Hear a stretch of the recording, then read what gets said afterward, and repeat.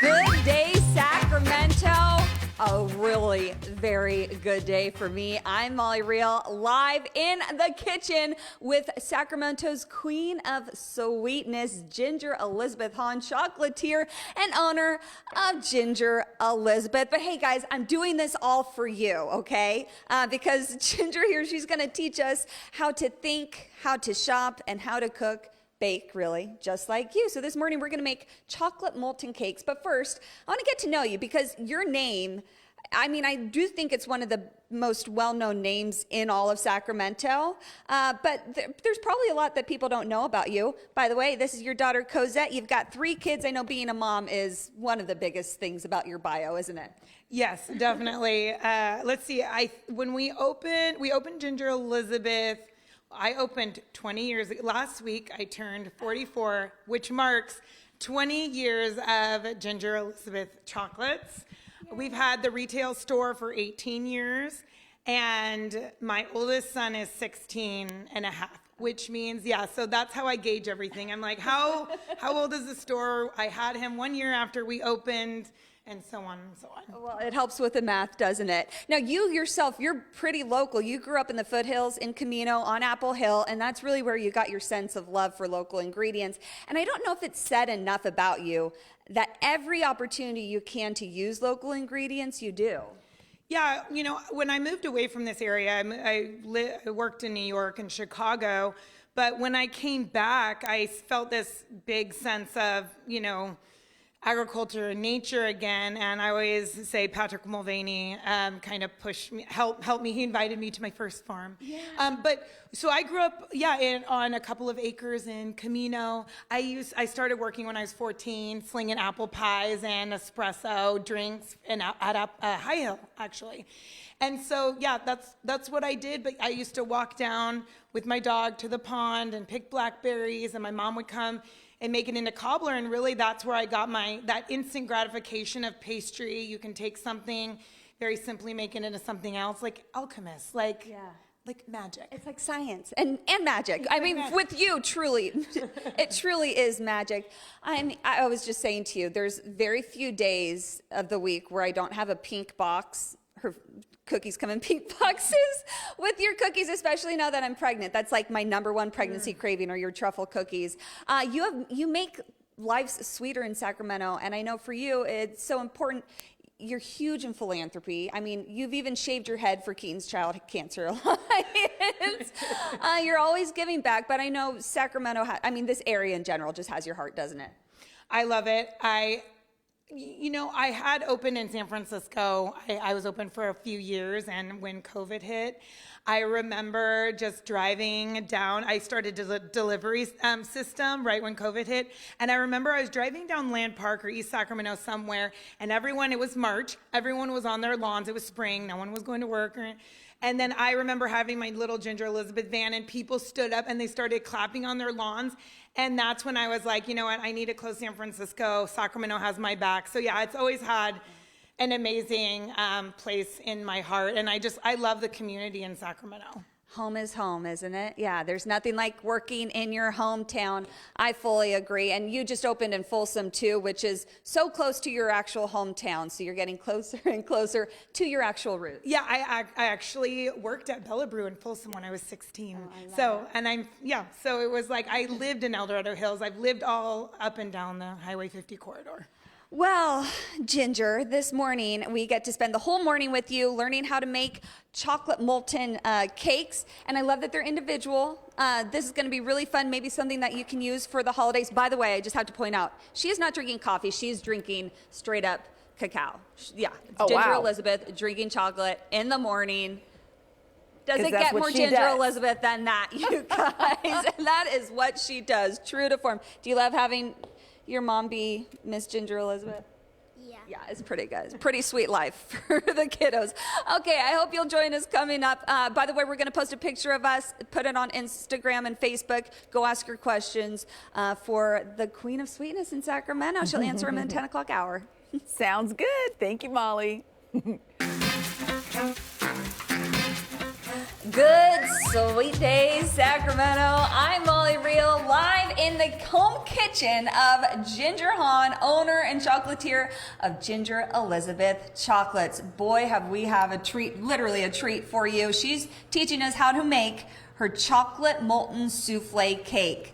Oh my goodness. But of course, Chef, in order to cook a cake, you need all the right tools. I mean, that's one of the main things about being the chef, is knowing your ingredients and the tools that you're using. So first, let's talk about what is a souffle? What makes a souffle? What makes a souffle? Well, a souffle, so there's 3 different types of ways you can leaven something, okay? There's mechanical leavening, there's chemical leavening, and there's organic leavening. Organic leavening would be yeast, and it's in the air all around us. We have a mechanical, which is when you whip air into something. That air then goes into the oven and expands, and like angel food cake, right? That's mechanical leavening, which is what is in the souffle category. And then you have chemical leavening, which is baking soda and baking powder. Okay, yeah. Cool. So souffles are going to be in the mechanical leavening, no other type of leavening category. I love that. Now, the molten part, of course, you have that ooey gooey inside. How do you get that to work? You just don't cook it? Yeah, so it's going to be a little bit underbaked. So classic souffles go up the sides, and it rises like 3 inches off the sides. This is a little different. We're making this a little different, and we're just going to underbake that a little bit. So it's ooey gooey inside, but this specific recipe has, I call it 10X, but powdered sugar in it. And so it gives it that fondant effect. You want that really liquid effect, but we're talking about tools, and can I show you my favorite tool? Please, yeah. Oh my gosh, okay, here we go. Talk about mechanical. So I always had a shop since I was young. I opened my business when I was 24. So every single KitchenAid that I ever had, the minute I would buy one, something would happen at work, and my KitchenAid would go. So I do a lot of recipes with a bowl and a spoon. Which is why she's just ripped. Okay, so your whisks. You also said chocolate, of course. The quality of chocolate is important. Yeah, so yes, you need to have a bowl, spoon, whisk, things like that. You don't have to be fancy. I'm going to talk about that with these pans. But chocolate, you do have to be fancy. Okay. You don't, but you do. So we're using the classic hot chocolate mix, which is a couverture chocolate, which has a high amount of cocoa butter in it. So have you ever melted chocolate chips before? Mm-hmm. And it looks like mud, right? You're like, ooh, this is like mud. Well, couverture chocolate doesn't look like that. It has cocoa butter melted back into it. It comes from the cacao plant. It's this beautiful food, but it's very runny when it's melted. And that's what we want to use for something like this. And we're using a semi-sweet. You can use a bittersweet as well. Awesome. And like you said, I mean, ramekins are very fancy if you want to present them in this, but you can also just use cupcake tins. I encourage people to not go out and buy new things. Try to be creative and use what you have. So if you don't have ramekins, we're gonna bust out the muffin tins, because who doesn't have? I mean, most people have muffin tins. Exactly, and I love that they're personalized. That means one for every person, which feels good. You can also freeze them if you don't finish them. So coming up in the 9 o'clock hour, in just one segment, you guys, Chef Ginger's going to show us how to do this. That is how easy it is. And look, this is the recipe right here. That's as short and as simple as it is. Okay. You just need the right tools. So we've posted pictures on Instagram and Facebook. Obviously, she knows what she's talking about. Oh my gosh, that was the coolest science lesson. So if you have any culinary questions for Ginger, go ahead and ask them. We'll answer them in the 10 o'clock hour. You've probably enjoyed something delicious from Ginger Elizabeth's, and this morning Molly is learning a few more culinary secrets. Yes, so we check back in with Molly, who is helping to bake a few things this morning. Hey, Molly. Good morning. Yes, we are with world-renowned chocolatier, owner of Ginger Elizabeth Chocolates, Ginger Elizabeth Hahn. We are making chocolate molten souffle cakes. Sounds complicated. I'm looking at the recipe. You guys can do it. So we don't have much time, but let's get started, Ginger. Absolutely. We've melted chocolate and butter together. Yes, we have chocolate. We have a couverture chocolate. This is the semi-sweet. I've used our classic hot chocolate mix, but you can use a couverture semi-sweet. Okay, and then we have we've got 2 sticks of butter melted in here with our chocolate. We're gonna go ahead and do our powdered sugar. And the powdered sugar is the trick here. This is what gives it that fondant-y, very fluid texture. I have already sifted that. It's very important to sift it. And you know, I am a big lover of just making stuff with a whisk, a spoon, and a bowl. Okay, so it might take a little bit of muscle, but hey, you get your workout in and then you get to eat your cake. By the way, this smell right here, the willpower I have not to just reach in. We got a lot of eggs to add. We have 5 yolks and 5 whole eggs. Okay. Souffles are typically a custard-based dessert. And so yes, these are gonna have a lot of eggs in them. Yes. What if you're, wanting to not waste? What's something you could do with egg whites? Yes, so you saw me, I put the egg whites in the refrigerator. Some things, I make angel food cake with them. You can make like a half recipe of angel food cake with them. You can make, a lot of people like egg white omelets. Right. There are different things. You're strong. Just getting it done. Just getting it done. Okay, so we put our eggs in and then we have our sifted flour. Okay. That's it. And so for people who can't have gluten, my sister's celiac, this is actually a good recipe to do a 1-for-1 change out for gluten-free flour. Okay. You would never be able to tell because it's an almost flourless chocolate cake anyways. Right. So that's what makes it gooey. There's not a lot of flour in this, and yes, it helps with that. So I don't want to overmix. I'm just going to literally mix it until the flour that's our batter. Just like that. It's like that. And then we need to scoop this into our molds. Okay. Easy as that. And we mentioned earlier, you can have fancy ramekins if you have them. Yes. But why not go simple? Most people have cupcake tins at home. Yeah, the only downside of this is we have to flip them over all at once, which I'll show you. But there's nothing wrong with that. And you can go ahead, and I like these little portioning, I call them the cafeteria scoops. Even for muffins, my daughter learned how to use this scoop, and it's so convenient to get everything the same size if you care about that or something. Which, you don't have to. One could argue that you should. Okay, so literally as simple as that. I know you all watched it all, and that was like less than 3 minutes. That's incredible. We're going to put these in the oven. Coming up in the 10 o'clock hour, I'm going to eat it and enjoy it while all of you watch. And don't forget, there are pictures of us, kind of like this, on social media. Go to Facebook or Instagram. Ask questions for Ginger. She knows everything about everything, specifically culinary. We'll also put the recipe up online after the show so that you can make these at home. And into the oven they go. Guys, there is more good in your good day coming up after this very short break.